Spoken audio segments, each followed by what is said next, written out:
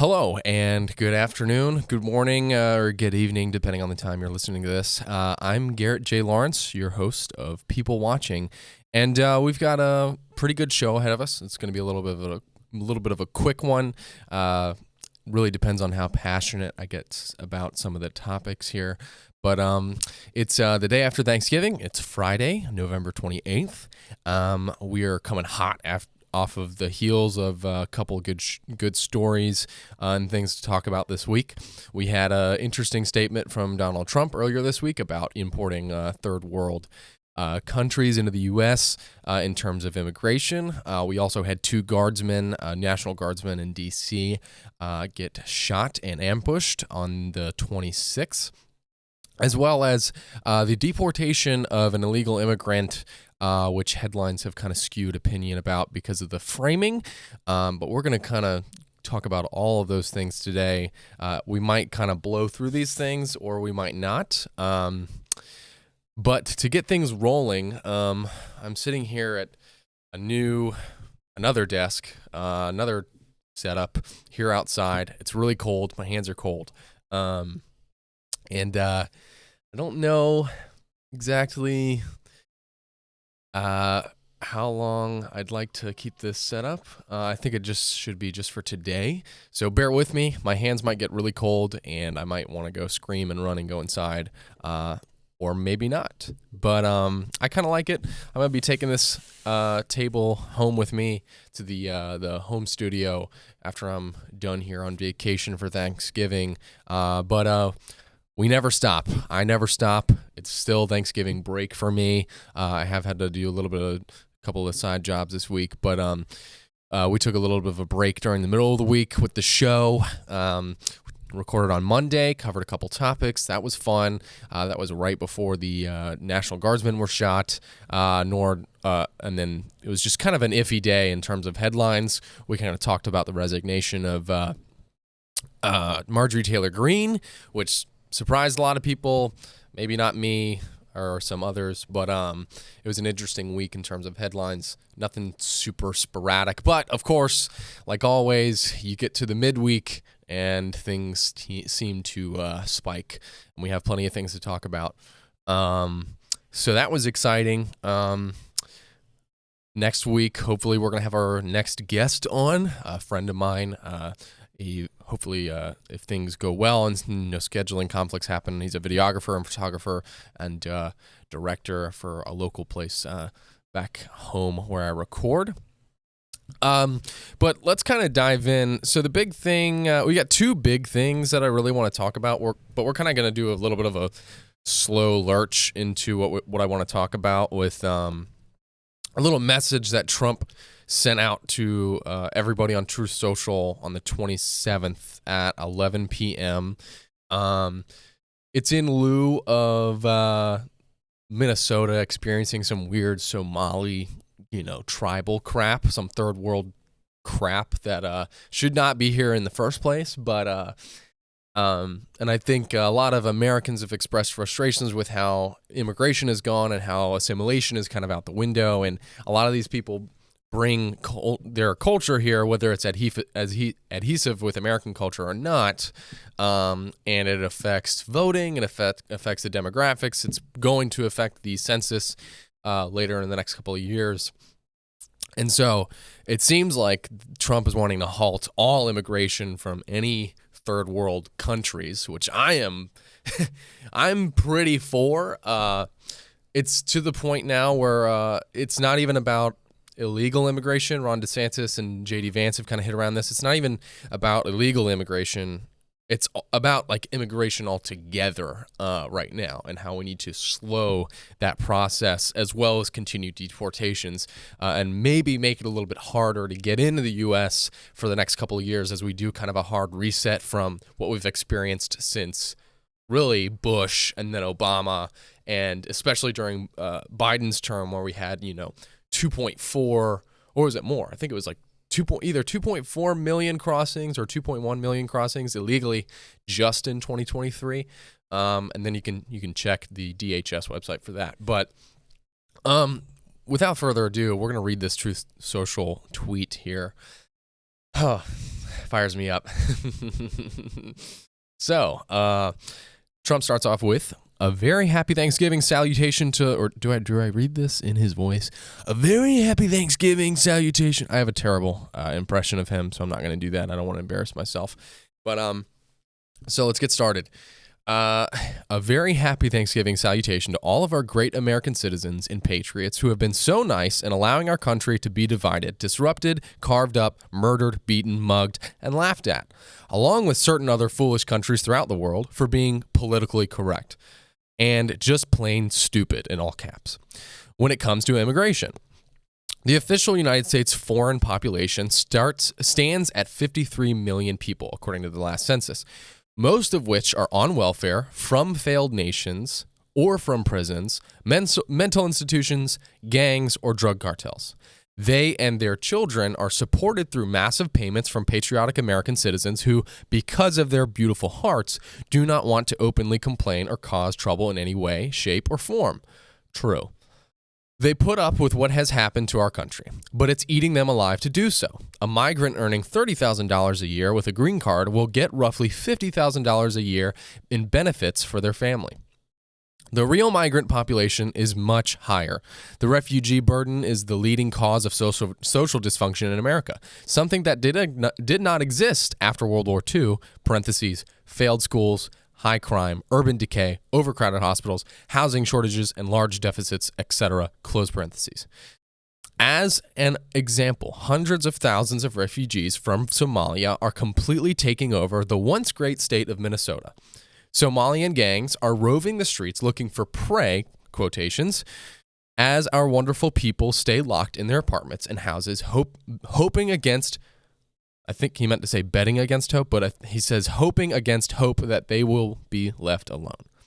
The seriously retarded governor of Minnesota, Tim Walz, does nothing, either through fear, incompetence, or both, while the worst, air quotes, congresswoman/woman in our country, Ilhan Omar, always wrapped in her swaddling hijab, and who probably came into the USA illegally, and that you are not allowed to marry your brother, does nothing but hatefully complain about our country, its constitution, and how badly she is treated, when her place of origin is a decadent, backward, and crime-ridden nation, which is essentially not even a country for lack of government, military, police, schools, etc. Oh boy, a lot to unpack there. I've been increasingly critical of Trump as this term has gone on. I really was not happy with the last 9 months of this year, and it's really seemed like he's starting to turn it around in the last 30 days or so, which is phenomenal. But I'm still waiting to see. But I think this Truth Social post right here is what do they call it? A truth? They call it a truth. And so this is kind of a nice temperature check on where he's at. It's really nice to kind of see some of his vigor and his game back on, and being a little bit more aggressive with the immigration subject. I do like that he called out that Ilhan Omar probably married her brother to get into the U.S. He's also kind of hitting on a point here where a lot of Americans really don't like, we saw this with Nikki Haley's son, I'm forgetting his name, but he brought up the point of no foreign-born citizens should be allowed to hold an office. I agree with that, because if you're foreign-born, I get coming to America, but you swore an oath of allegiance to the U.S. when you were naturalized, and a lot of people forget this, and it's your allegiance is to the U.S. and no other country, and to serve the U.S. when due necessary. And a lot of people forget this, and I think it's really silly to have foreign-born constituents get into office and then either hate the country or hate the Constitution or work against American values or work against the Constitution or just altogether hate the country and probably do bidding for their home country. I mean, we see this with AIPAC and its presence in the political climate for the U.S., and we see this with, look, Ted Cruz, he's not foreign-born, but foreign influences have gotten their claws in them, and who's to say that a foreign-born citizen is not going to have that as well? So And then also, I really like that he called Tim Walz retarded. I'm glad that word is coming back. You know how silly that was? You would get slammed and canceled if you said gay or retarded. Again, it's like the Office bit. You don't call retarded people retarded. You call your friends retarded. So anyway, we're moving back towards that logic, which is amazing. But really, let's see what else here. He was mentioning the Somali population in Minnesota. Gangs are roving the streets looking for prey. Yeah, that's 99% true. We also had I'm forgetting his name, but the man who ran for mayor of Minnesota, or not of Minnesota, but he ran for mayor. I'm forgetting which city. I'm blanking on that. You're going to come for me. He ran, and the reason why he lost is because some of the other Somali residents who migrated there, they didn't vote for him because of his gang or tribe affiliation back in Somalia. And that's ridiculous that would even come up in American politics. But I mean, like they say, import the third world, get the third world. Yeah, and then the refugee burden is the leading cause of social dysfunction in America, something that did not exist after World War II. This is true. I mean, look at Charlotte, North Carolina. After having a bunch of ICE raids start to occur, we saw roads open up. We saw schools have missing children. Not that, that's great. I would like children to get an education, but I also would like their parents to come here legally.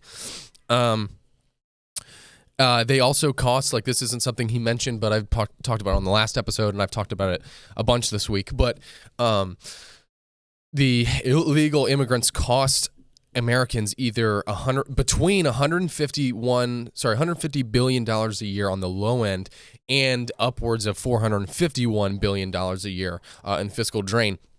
And you can thank DHS for that.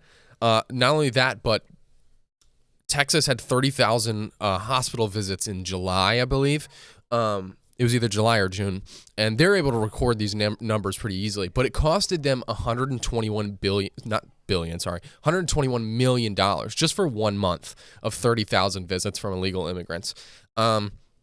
Furthermore, people who want to say but they pay their taxes and they contribute back into the economy. This is true, but they only contribute 17% of what they cost. And again, Trump brings up the green card issue where some people are getting $30,000 a year off of that, and then roughly about $50,000 a year after the benefits. And this is something that is draining us financially, and it's also a huge disrespect to our men and women who serve the country, who came here legally, who serve, our veterans, and just everyday Americans who struggle. We could be putting this money back into the economy and helping out individuals who have been maybe gypped by the system, but came here legally or live here legally or were born here, and their and it's also just a matter of protecting certain families' heritage. What's his name? Garrett Taylor, I think is his name, at the point that there's this weird behavior we get from illegal immigrants where it's not even illegal immigrants, but immigrants altogether, where they come here and they're America is only good because my people came here and added these things to it, as if America, when first created by the colonial figures, was a dung ball or dung something. It was just this roll of crap that then these immigrants came and helped revitalize American culture, which is just simply not true. And again, it's not that immigrants specifically are a lot of the times, a threat to me or whatever. But Jared Taylor goes on to say that, it is what you are for and your beliefs subjectively that are objectively a threat to my culture and my people and the American heritage. And so I think as Trump is looking to halt the immigration issue altogether, I'm on his side with this. It's probably something I would be way more passionate about in terms of, what he's done this year. And it's halting immigration even more because it's gotten out of hand. We were just altogether, it's gotten out of hand. And I think all of us can agree on that. But in terms of that, a headline that happened this week, I think it started on Monday and it's kind of ran its course now today, Friday. But I want to talk about Annie Lucia Lopez Balazzo. Hopefully I'm saying her name correctly. The one thing I don't want to do when talking about this stuff is I don't want to bash and say her name wrong. I would like to give you at least that amount of respect. But Annie Lucia Lopez Balazzo. So she was detained this week and deported to Honduras on her way to Texas from Boston to see her family for Thanksgiving. And the media has taken this story and really put their claws in everybody's empathy, I think. They've really tried to leverage this into, some sort of sob story. And every article I've read has not mentioned the fact that she came here illegally. They literally just said, you can do a keyword search. There's no mention of illegal crossing. All they say, and this is The Guardian, this is ABC, this is The Independent, this is AP, all of them have said the same thing. She came here in 2014. She came here from Mexico in 2014. No, it wasn't Mexico, it was Honduras. From Honduras in 2014. No mention of the fact that, it was an open immigration case. They came here illegally. It was pending.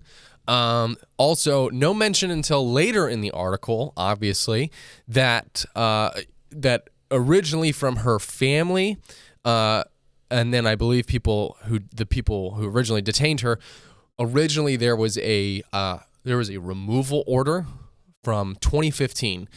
Since 2015, this has been open. This order has been, in existence, and there has been no pursuit from her or her family, as far as we know, about resolving it. Now, some people wanted to make the excuse that the services, when these, orders are made, suck, and it might be sent in the mail and you lose it.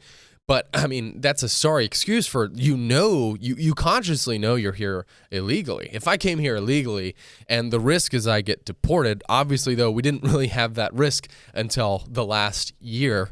But if I knew that risk was at play, I would be actively pursuing my naturalization. I would be actively pursuing making sure I was here legally so I don't get deported, right? But no, that didn't happen. She was 8 years old when she came.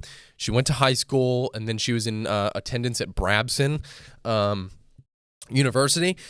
And again, her parents then came out and said that she had flown plenty of times before, which is a really stupid thing to say, because it's like, oh, well, we've had no issue before. She's here illegally, but we've had no issue flying before.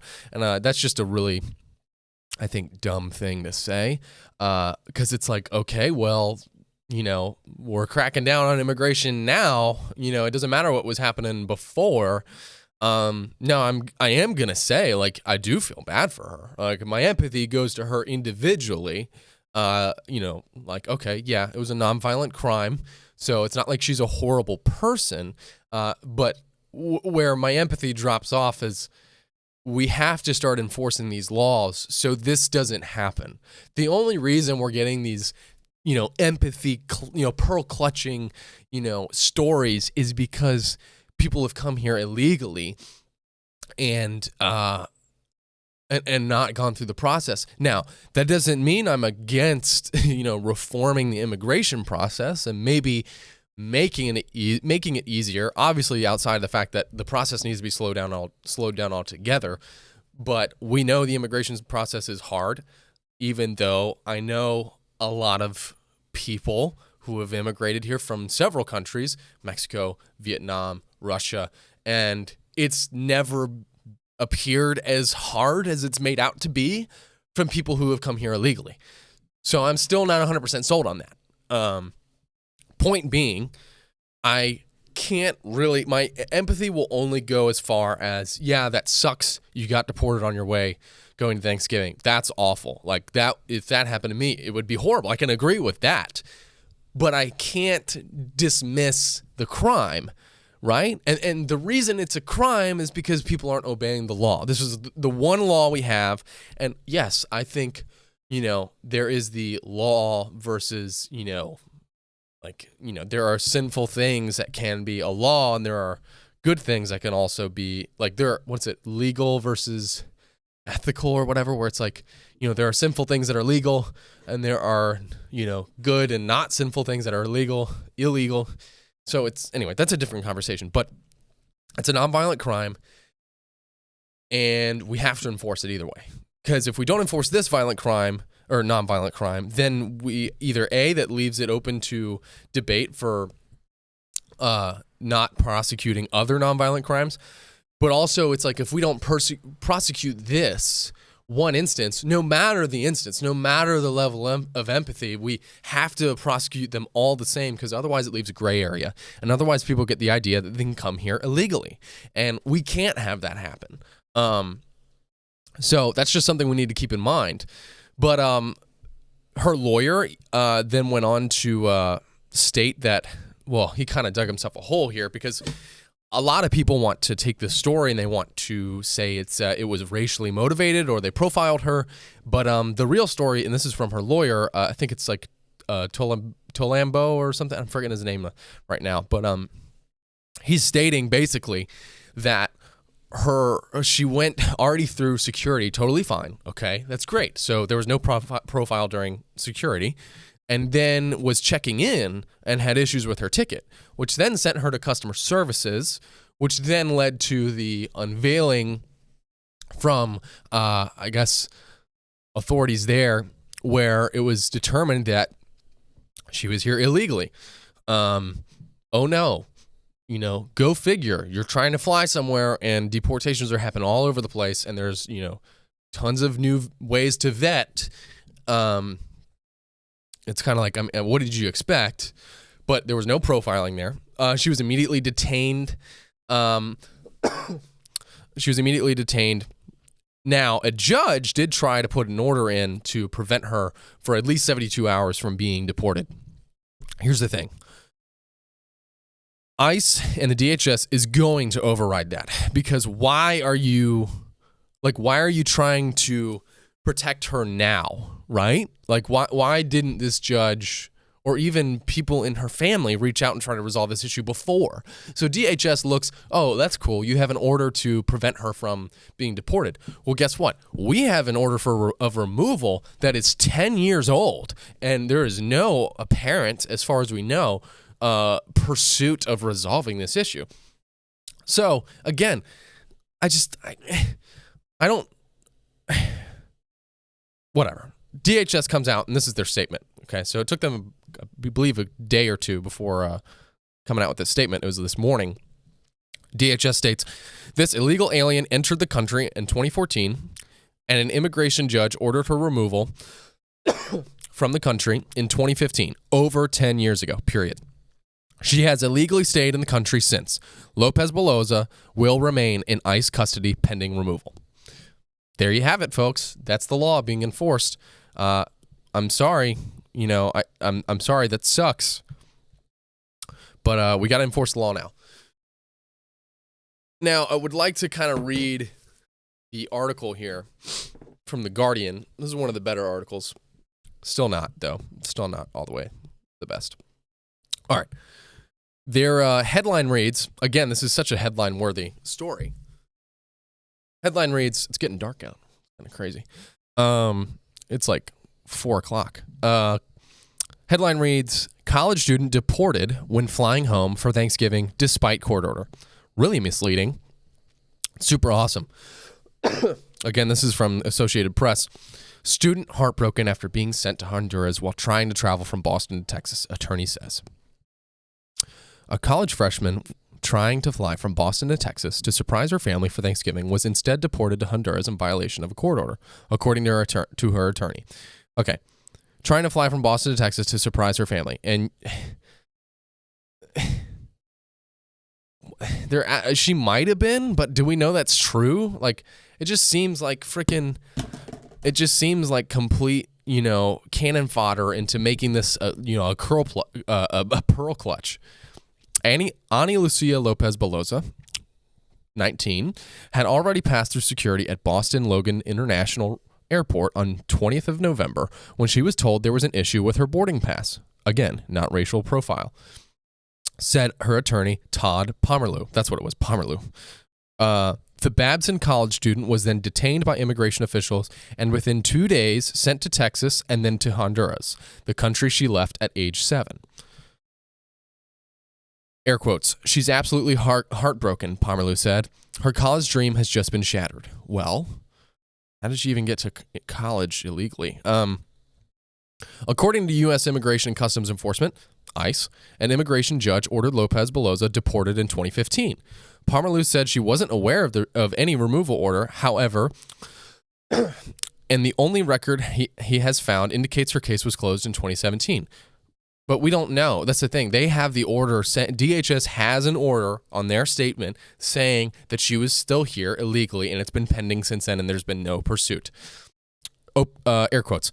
"They're holding her responsible for something they claim happened a decade ago that she's completely unaware of and not showing any of the proof," the lawyer said. The day after Lopez Beloza was arrested, a federal judge issued an emergency order prohibiting the government from moving her out of Massachusetts or the U.S. for at least 72 hours. ICE did not respond to an email on Friday from the Associated Press seeking comment about violating that order. Okay, so since this has been written, we have the quote, the statement from DHS. So, again, there's no proof of DHS lying about any of these things. They have not deported legal citizens yet. That's like legally impossible. Furthermore, there was no profiling here, so people are trying to chalk this up as racist. You're incorrect. You're just completely wrong. I do like Christmas lights and how they're showing up on the show, making everything feel warm and cozy and fuzzy. Anyway, so that's that. Media, again, through that whole article, did you hear anything about her coming here illegally? It was just she came here. She came here. She's a college student. She's trying to see. Listen, do you know how many, probably thousands of like pearl clutching freaking stories you can find like this? Oh boy. Anyway, I was doing keyword searches in like all of these articles from ABC, The Independent, The Guardian. Still couldn't find anything about crossing the border illegally. Of course. Now, on November 26th, this week, this is kind of a more sad, much more somber, much more serious topic, but again, goes with the theme of today's episode and the past like 3 episodes of immigration. 2 members of the West Virginia National Guard assigned to patrol duties in Washington, D.C. were ambushed near the White House on the 26th, this week. The attack occurred unexpectedly. A single gunman opened fire on them while they were on a high-visibility foot patrol. After firing multiple rounds, the shooter reportedly grabbed the weapon of the first victim and continued shooting at the second. Other National Guard members and law enforcement responded. One guard returned fire. Another used a knife, subduing the attacker. The suspect was shot and taken into custody. The alleged shooter is Ramanullah Lakhanwal. I actually don't care if I said his name wrong. A 29-year-old Afghan national. Wow. An Afghan national. He previously worked with the CIA during the war in Afghanistan. Lakhanwal reportedly entered the U.S. under the Afghan Ally Resettlement Program, commonly referred to as Operation Allies Welcome, in 2021, and was granted asylum in April 2025 under the current administration. Well, that's weird. According to officials, Lakhanwal acted alone. The attack is being treated as a targeted ambush. Well, yeah, again, none of this makes sense. He's an Afghan ally. He gets, what is this? He gets granted asylum this year by the Trump admin, and then he ambushes and specifically targets these National Guardsmen. Law enforcement seized electronic devices from his residence in Washington state and are investigating his motive. So we're going to look at the AP article here.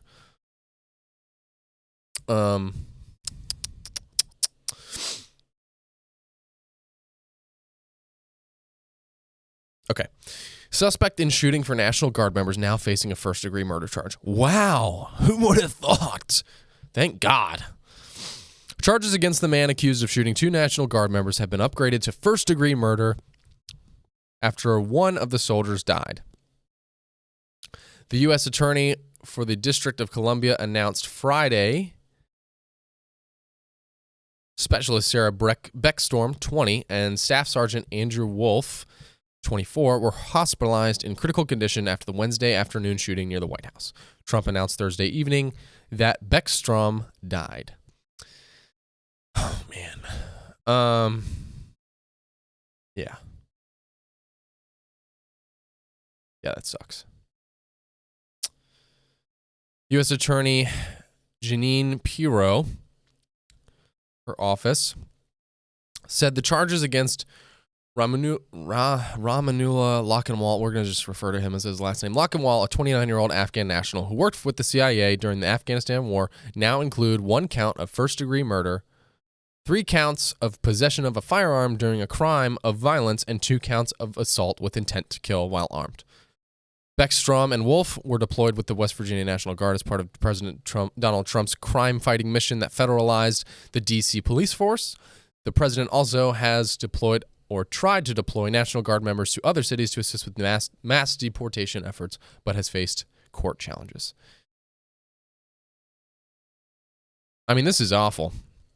But I think in lieu of this, it might have also prompted Trump to tweet out the other day, what was that, last night, wanting to heighten immigration. Is my audio being weird? All I know is my video is being really weird. So, I don't know. We'll have to take a look at that later.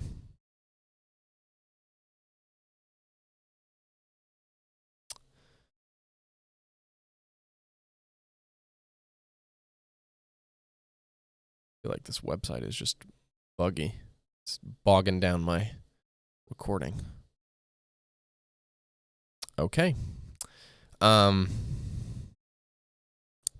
So, yeah. I feel like every week we just get more fuel to the fire on this immigration thing, and we've got to see it end. That's just the big thing here. We've got to see it end. We need to slow immigration. We need to really hone in on deportations. We got to stop this sob story stuff. We got to cut out the empathy right now. That's what the media is doing. That's what these anti-ICE protests are doing. They're just leveraging freaking empathy and trying to get their claws in you to make you, feel bad for the person who committed a crime. We have to prosecute. We can't let up. We got to keep going hard on this. And I think that's the only way forward. So we need to focus on that. That's really all I got today. Real quick and easy. 3 pretty heavy, intense topics. Not too heavy, but the last one was definitely heavier and more intense. I don't even have much to comment on that other than, I'll be praying for their families. I mean, imagine you're trying to spend Thanksgiving with your family and you're told an Afghan national who apparently was an ally to you went and shot your wife or girlfriend. I think Beckstrom was the 20-year-old woman. It's insanity. It's got to stop. The only way we stop it is if we continue to go hard on these issues, and we can't let up. Got to keep the boot on the neck, and I think that's all I got. So I will catch you guys in the next one. Peace out.